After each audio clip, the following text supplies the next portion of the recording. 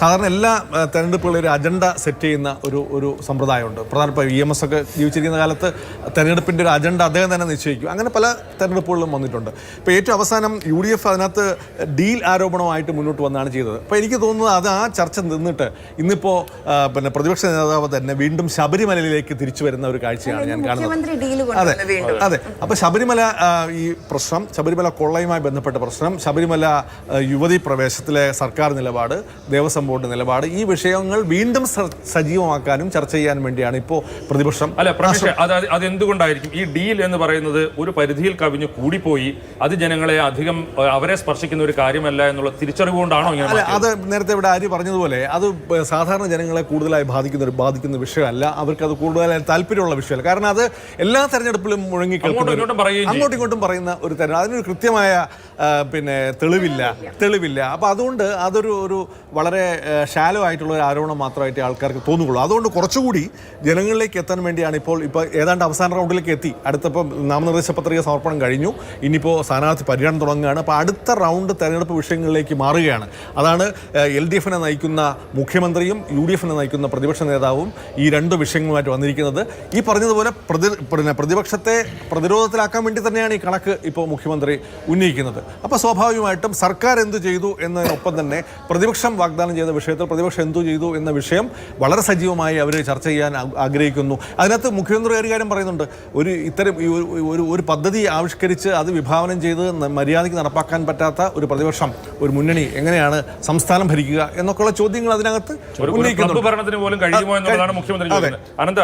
ആനന്ദൻ ഈ ശബരിമല പ്രശ്നം വളരെ എക്സ്റ്റൻസീവായിട്ട് റിപ്പോർട്ട് ചെയ്ത ഒരാളാണ്. ഇപ്പോൾ വീണ്ടും ഈ ഡീൽ പ്രശ്നത്തിന് ശേഷം ശബരിമല പ്രശ്നത്തെ വീണ്ടും കൊണ്ടുവരുമ്പോൾ ശരിക്കും പ്രതിപക്ഷത്തിന് UDF-ന് അതിൽ നിന്നൊരു ഒരു അഡ്വാൻറ്റേജിന് കിട്ടാനുണ്ടോ? ശരിക്കും പറഞ്ഞാൽ തദ്ദേശ സ്വയംഭരണ തെരഞ്ഞെടുപ്പിന്റെ പ്രചരണ രംഗം ശബരിമലയാണ്. മാത്രമല്ല പോറ്റിക്കേറ്റ് എന്നുള്ള പാട്ട് അത് തെരഞ്ഞെടുപ്പിന് ശേഷം അവരുടെ വിജയാഹ്ലാദത്തിന് വേണ്ടി UDF അത് ഉപയോഗിക്കുകയും അത് ഇടതുമുന്നണിയും സർക്കാരിനെയും ഒക്കെ പ്രകോപിപ്പിക്കുകയും അതുമായി ബന്ധപ്പെട്ട് കേസെടുക്കുകയും നിയമ നടപടികളിലേക്കൊക്കെ പോയി.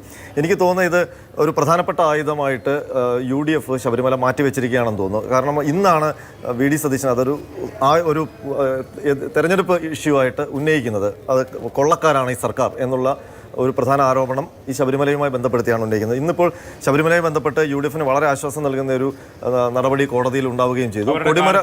അവരേറ്റവും പ്രതിരോധത്തിലായത് കൊടിമരവുമായി ബന്ധപ്പെട്ട് UDF-ന്റെ കാലത്ത് കോൺഗ്രസ് നേതാക്കൾ ദേവസ്വം ബോർഡിൽ ഉണ്ടായിരുന്ന കാലത്ത് സ്വർണ്ണക്കൊള്ള നടന്നു എന്നുള്ള ആരോപണം, അതുമായി ബന്ധപ്പെട്ട് സർക്കാർ നടത്തിയ വിജിലൻസ് അന്വേഷണമാണ്. അപ്പോൾ ആ വിജിലൻസ് അന്വേഷണത്തിൽ കണ്ടെത്തിയിരിക്കുന്നത് ഇതിൽ അഴിമതിയില്ല എന്നുള്ളതാണ്. അതിൻ്റെ പ്രാഥമിക അന്വേഷണ റിപ്പോർട്ട് കോടതിയിൽ നിന്ന് സമർപ്പിച്ചു. അതോടുകൂടി ഒരു ജീവശ്വാസം കിട്ടി. ഇനി ധൈര്യമായിട്ട് ശബരിമല എടുത്ത് ഈ പ്രചരണം കൊഴുപ്പിക്കാം എന്നുള്ള ഒരു ആശ്വാസം UDF-നുണ്ടെന്ന് തോന്നുന്നു. മാത്രമല്ല ഇന്നിപ്പോൾ കഴിഞ്ഞ ദിവസങ്ങളിൽ അതുമായി ബന്ധപ്പെട്ട് നമ്മളടക്കം വാർത്ത കൊടുത്തിരുന്നു. ഈ വിജിലൻസ് അന്വേഷണത്തിൽ UDF-നെ അല്ലെങ്കിൽ അഴിമതിയില്ല എന്നുള്ള കണ്ടെത്തലിലേക്കാണ് വരുന്നതെന്നുള്ളത്. അതുകൊണ്ട് തന്നെ ആയിരിക്കണം ഇന്ന് പ്രതിപക്ഷ നേതാവ് ആ ഇഷ്യൂ എടുത്ത് പ്രയോഗിച്ചത്. പക്ഷേ നമ്മൾ പ്രതീക്ഷിച്ചതുപോലെ ഒരു വലിയ ആയുധമായിട്ട് ഈ ശബരിമല ഇനി ഉന്നയിക്കാൻ പറ്റുമോ എന്നുള്ള കാര്യം, കാരണം ജനങ്ങൾ അതിനകത്ത് മൊത്തത്തിൽ അന്വേഷണത്തിലൊക്കെ മടുത്ത അവസ്ഥയാണ്. കാരണം ഇതിനകത്ത് കോടതിയും ഒരു ഭാഗഭാഗമാണ്. കാരണം കോടതി അന്വേഷണത്തിൻ്റെ ആദ്യഘട്ടത്തിൽ തന്നെ ഇത് വലിയ അന്താരാഷ്ട്ര കൊള്ളക്കാരൊക്കെ ഇതിനകത്ത് ഇടപെട്ടിട്ടുണ്ട്, ഇത് ആന്റി കച്ചവടമാണ്,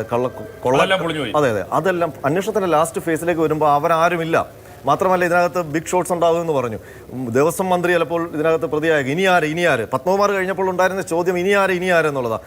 അപ്പോൾ അവിടെ വെച്ച് എന്തോ ഒരു ഡീല് നടന്നതായിട്ടും ഒന്നുകിൽ സർക്കാർ തലത്തിൽ അതല്ലെങ്കിൽ മറ്റ് പ്രതിപക്ഷ നേതാക്കളെ കുറിച്ച് ഇപ്പം അടൂർ പ്രകാശ് അടക്കമുള്ള ഒരു ആരോപണ സ്ഥാനത്തേക്ക് വന്നു. അപ്പോൾ മറ്റ് രാഷ്ട്രീയ പാർട്ടിയുടെ നേതാക്കളൊക്കെ വന്നപ്പോഴത്തേക്ക് മൊത്തത്തിൽ ഇതിനകത്തൊരു ഒത്തുതീർപ്പ് ഉണ്ടായോ എന്നൊക്കെയുള്ളൊരു സംശയം ജനങ്ങൾക്കുണ്ട്. അതുകൊണ്ട് ശബരിമലയിൽ ഒരു പ്രത്യേക അത് അതിന്റെ എക്സ്പയറി ഡേറ്റ് കഴിഞ്ഞു എന്നുള്ളത് അതിന്റെ, പക്ഷേ അത് തദ്ദേശ തെരഞ്ഞെടുപ്പിന്റെ സമയത്ത് അവസാനമായിട്ട് ഇനിയിപ്പോ അടുത്ത വിഷയത്തിലേക്ക് UDF പോകേണ്ടി വരും. അപ്പൊ ഡീല് ഏതാണ്ട് അവസാനിപ്പിച്ചു എന്ന് തോന്നുന്നു. അപ്പോഴാണ് പ്രതിപക്ഷം മറുപടി അപ്പോൾ ശബരിമലയിലേക്ക് കടന്നു. ശബരിമലയും ഒരു പക്ഷേ പ്രത്യേകിച്ചും ഈ ശബരിമല യുവതി പ്രവേശനം സംബന്ധിച്ചൊക്കെ സർക്കാർ അവരുടെ നിലപാട് മാറ്റുകയും ഒക്കെ ചെയ്തു. ഇതെല്ലാം കഴിഞ്ഞ് ഇനിയിപ്പോൾ ശബരിമലയിൽ ഒരുപാട് UDF പിടിച്ചു നിൽക്കാൻ സാധ്യതയുണ്ടോ അതോ പുതിയ വിഷയം നേടി? അല്ല, വിഷയത്തിൽ പ്രശ്നമുണ്ട്. കാരണം എന്താ പറയുക, ഈ 2 ദിവസം കഴിഞ്ഞ മാതൃഭൂമിയിൽ വന്ന 2 പ്രതികരണങ്ങൾ മുഖ്യമന്ത്രിയുടെയും പ്രതിപക്ഷ നേതാവിൻ്റെയും, അതിൽ മുഖ്യമന്ത്രി ഊന്നിയിരിക്കുന്നത് വയനാട് പുനരധിവാസത്തിലാണ്. അവിടെ പിരിച്ച കണക്ക് അദ്ദേഹം തന്നെ ഒരു കണക്കെടുക്കുകയാണ്. AICCയുടെ ബാലൻസ് ഷീറ്റ് 2024, 2025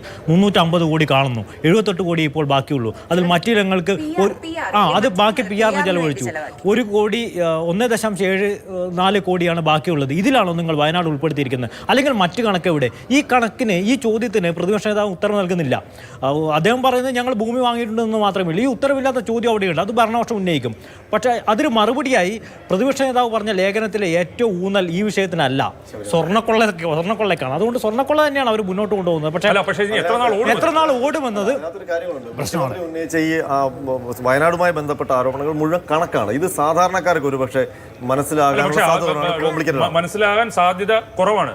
പക്ഷേ സർക്കാർ ഉണ്ടാക്കിയ വീടുകൾ കാണാനുണ്ട്.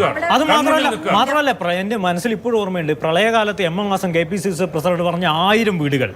1000 വീടുകൾ എവിടെ എന്നുള്ള ചോദ്യം ഇപ്പോഴും അന്തരീക്ഷത്തിൽ നിൽക്കുകയാണ്.